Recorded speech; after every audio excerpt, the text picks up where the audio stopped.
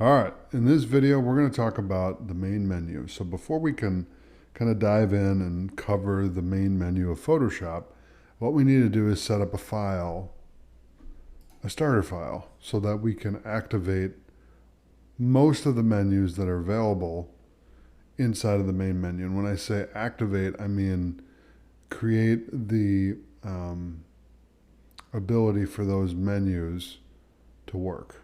Okay, so what I'm going to do is I'm going to go to New File, and we're going to create a web large file, and we'll call this Starter Project. Okay, and so it's just going to be a blank document. I'm going to go to File, Save As, and we're going to save this to the desktop. I'm going to call it Starter Project.psd. We'll hit Save. I'll hit OK.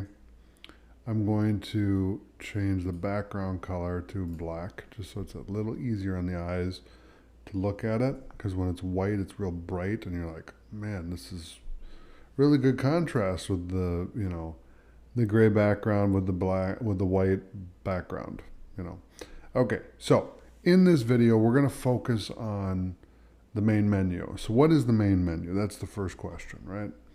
That's the main question of the main menu video, right? So here's the main menu. We have File, Edit, Image, Layer, Type, Select, Filter, 3D, View, Plugins, Window, and Help. And so each one of these menus is important to understand the basics of what they do. And you ask, well, can I just go through that myself and do that? In theory, yes, you can. But what I'm going to do is give you kind of a quick explanation of what each menu does. Okay, so the file menu, what does that do? The edit menu, the image menu, etc. Okay, so it's important to understand what each one of these menus do, or call them submenus, does, because it provides a function for this application. Okay, so for example, let's talk about the file menu first. So when I click on File, we have a bunch of options here. We can create a new document, we can open a document, we can browse and bridge, we can open as a smart object, we can open recent projects, close this project, close all, close others, that's not available because we don't have any other files open, close and go to bridge. What that's going to do, so bridge kind of works as a bridge, literally, pun intended. It allows you to have like a file manager for all of your Adobe files. That's what Adobe Bridge is. We can save this file. So if I make a change to this, so let's say I select a different tool and I grab the marquee tool and I draw something, okay? And then I give it a color. I'm going to add a layer here real quick. And we're going to make this, I'm going to deselect that. But the point of what I just did there was to create a save point. So you see this star. Whenever there's a star, that means that you need to save the file, okay? And we've reached a point where we haven't saved the file, and so if I close this, it's not going to save layer 2. Okay, so now when I go to File, I've activated the save option because I've done something that the program sees, or the application sees, and says, wait a minute, you need to save this. So I'm going to save this.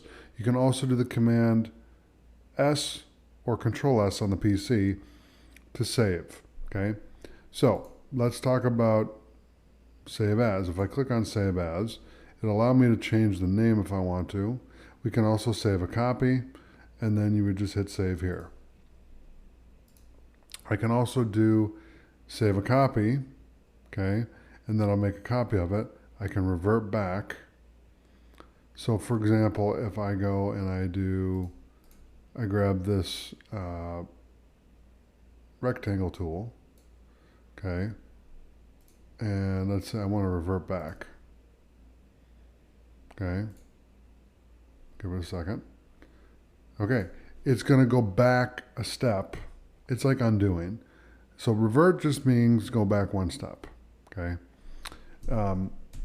So that's all that is. Now I can't do anything because I haven't added another step. Invite to edit. So in theory, I could invite you to edit this file if I had your email address. So if I click on invite to edit, I can type in, I can click continue, and then I can type in, I can save this file to the cloud, and then, one second here, I can send you an invite. So you'll notice my email's on there, and I can copy a link, and anybody with this link can access this document, okay? So I'm going to close that because I don't want to give you the link. I don't want people editing this file right now, but it is a cloud file at the moment, okay? So I'm going to go to File, Open, and I'm going to open the local document so that it doesn't get messed with. So let me open that up, okay, and then I'm going to close this one. And we'll continue on now. We're going to talk about, so invite to edit, share for review.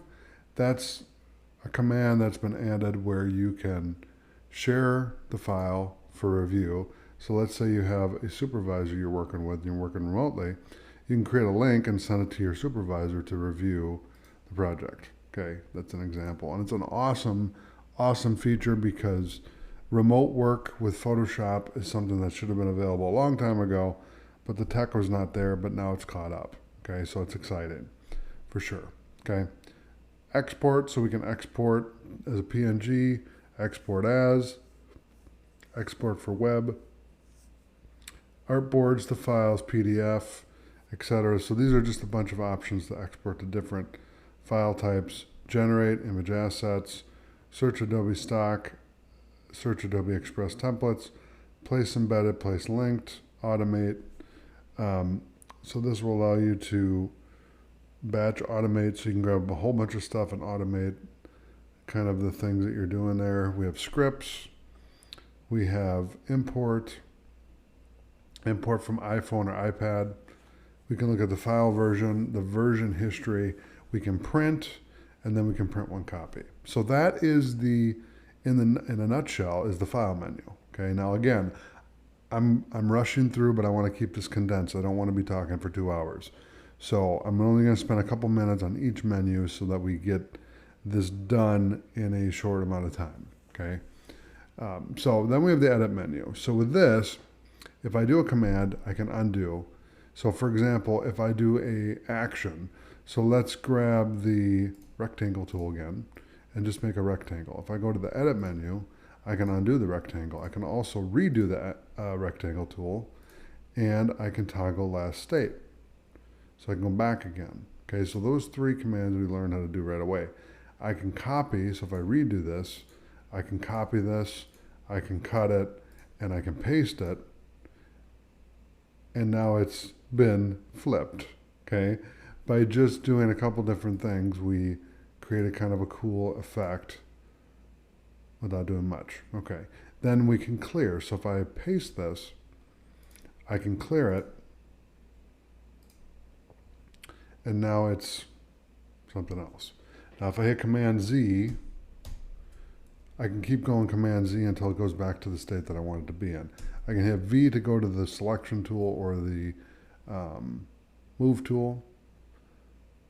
Okay, I'm going to hit Command S to save this, and then I'm going to hide this layer and save again, and then we'll look at search, check spelling, and find and replace text. So this is for documents, PSD files with text. Fill and stroke is for this rectangle tool. So I'm going to open up another layer. So if I do Command Shift N, Control Shift N on the PC, that's a keyboard shortcut for a new layer. And I can draw this, and then I can go to Edit. Fill and stroke is going to be right here. So we have fill and we have stroke. So I can adjust that, and we can change it to something else. So let's say I want to adjust this color a little bit. I can save that. Okay, and then we have puppet warp, free transform, transform. So there's some effects here, but let's start from down here. So start dictation, that's just for text, which we don't have. Toolbar, menus, and keyboard shortcuts. This is for shortcuts, which I'm going to cover in a different video. We can convert to profile, assign profile and color settings, Okay, remote connections, presets, so we can look at the manager, migrate presets and export import, and Adobe PDF presets. We can purge the clipboard histories and all, and the video cache, define pattern, and define brush preset. Okay, so my favorite tool is transform. So you can scale, you can skew, you can rotate, you can distort, you can do perspective, you can warp, you can rotate 180, 90 degrees clockwise, 90 degrees counterclockwise, flip horizontal, and flip vertical. Okay, so that's the edit menu. Again, this is kind of a quick rundown of all these options, but it's to the point. So image, we can adjust the mode. So you have grayscale, you have index color, you have RGB, you have CMYK. RGB and CMYK are your standard modes, but you can also use the other ones. Adjustments, if I had a image, well, let's just do this. I'll grab this layer here, and then we'll go here and we'll make some adjustments. So I can do brightness and contrast. Okay. I can also do, and it's not going to do much because, let's do hue and saturation.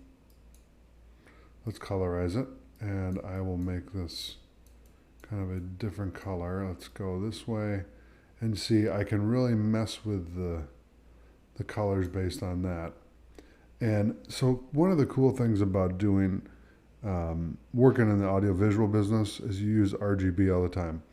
And so when I would do LED lights, we would run the RGB codes, which is 0 to 255. So that's for red, that's for green, that's for blue. So that's, you'll notice, same thing here. Now it's a little bit different, but it's the same idea. So if I go to the swatch here, you'll notice RGB. So we have 255, 255, 255. But if I adjust this and we go, let's say, to purple, which is one of my favorite colors, we have 66, 9, and 102. That's the RGB code. Okay, so we can keep that, and that's kind of a cool looking color. So that's the edit, that's the image menu. You can do auto tone, auto contrast, auto color. You want to use these for an actual image. So if you have a picture of someone or a picture of a landscape or something like that, you would want to use auto tone, auto contrast, and auto color. Image size, you can just adjust the image size. Canvas size, you can adjust the canvas or the document size. Image rotation, this is just 180, 180 degrees, 90 degrees clockwise, counterclockwise, arbitrary. Flip canvas, horizontal and vertical. You don't really want to mess with this too much. You can do this when you set up your document. Then we have trim, reveal all, duplicate, apply image calculations, and much more on image. So that's really it for image. Then we have layer. This is a very important menu because it also integrates with the menu panel. So the menu panel pretty much has the same options as the layers menu. Okay, they're pretty much the same. So you can create a new layer, background from layer, group from layer, artboard from layer, frame from layer, convert to frame, layer via copy, layer via cut. Okay, we can copy CSS, we can copy SVG, we can duplicate a layer, we can delete the layer, hidden layers. Okay, quick export as PNG. So any layer you have, you can do a quick export as a PNG. You can export as. So you grab a layer and then you can select the format. So GIF, JPEG, or PNG. Okay, right from your layer. And you're just grabbing that one layer to do that. Okay. Then we have, you can rename the layer or just double click on it to rename it. Okay. Either way works. Layer style, so you can adjust the styles. They also have that over here. Okay. New fill layer, solid color, gradient or pattern, adjustment layers. So this is where you can adjust everything in the layer itself, and you can also do that here. Okay. So everything that you can find in the layer menu here, you can find in the layer panel. Okay. There may be some things that are missing or are excluded, but for the most part, you can. You can add a layer mask, a vector mask, mask all objects. Okay. Smart objects, video layers, rasterize, new layer based slice, group layers, hide layers, ungroup layers, etc. Okay, merge layers. So you merge two layers together. Merge visible, which merges the two layers together and one is visible, right? Or flatten the image. All these are merge options. Okay. Defringe, remove black matte, remove white matte. So if you have any of those in here, it'll remove those colors. Okay. So that is File, Edit, Image, and Layer. Now we're going to talk about type. This one's kind of quick. This is just the type tool. So more from Adobe Fonts, Panels, Match Font Preview, Font Preview Size, okay. Select, so we can select all. We can deselect, we can reselect, inverse, okay. We can do all layers, deselect layers, find layers, isolate. This is just a select, bunch of select options, okay. Then filter, same thing. This is just a way to add effects to your content. So with a boring background like this, it's kind of a fun thing to do, like the clouds. That's one of my favorite filters. So we'll leave that, we'll save that, I'm gonna save that. And I'm gonna hide rectangle 2, just so we have the clouds, okay? And I'll let you play more with this if you want. So go ahead and kind of experiment with it and just check out the different filters, okay? Then we have 3D. So 3D, there's some options here, but it's pretty limited. A lot of things are deactivated because we don't have 3D objects, so that's kind of a graze over. And then we have the view. So we have proof setup, we have proof colors, gamut warning, pixel aspect ratio, zoom in, zoom out, fit on screen, fit layers on screen, fit artboard on screen, and then 1%, 100%, print screen, actual size, and screen mode. So I'll show you a quick shortcut. So for screen mode, if you hit the letter F on the Mac and the PC, this will take you to full screen mode. So hit F, it'll bring back your panels and your tools. Hit F again, it'll get rid of your toolbar on the top. Okay, it'll shrink it down. And then if you hit Tab, that will get rid of your panels. So your tools and everything on the right and left side. And if I hit F, it'll get rid of the top toolbar as well. Okay, so that's kind of an important thing to understand. It's a cool thing to use. And then you don't have to go here and click on it. Okay, and if you click on the letter Z and just click in, you'll zoom in. If you hold Option on the Mac, Alt on the PC, you can zoom out, okay? And then hit the letter V to get back to the selection tool. I'll save that, and then let's go to the next one, which is going to be plugins. So plugins panel, you can browse plugins and manage plugins right here inside of Photoshop. It'll take you to an external site, which we'll do a deeper dive into that later. Then we have window. So with this, we're going to be talking about this in another video. So I'm not going to go too deep into it, but we're going to cover workspace, I should say workspaces, and we're also going to talk about all these panels here. So we'll cover that in 2 different videos, okay? Because this is a little bit of a deeper dive, and I don't want this to go longer than it needs to. You know, I want to keep these condensed so I can keep you engaged and interested in what we're doing. So then we have the help menu, okay? So we have Photoshop, help, hands-on tutorials, what's new, system info, GPU compatibility, manage my account, sign out, and updates. So that, my friends, is the main menu. And before I go, I'll talk about one more thing. We also have the Photoshop menu on Mac. Now on Windows, it's going to be a different interface, okay? And it's going to connect with settings, okay, or preferences. I call it preferences, but they changed the name. So now it's settings, okay? So we'll also talk about settings in another video so you can learn more about all of the settings that are available to you in Photoshop. So thank you so much for watching. Take care, and I'll see you in the next video.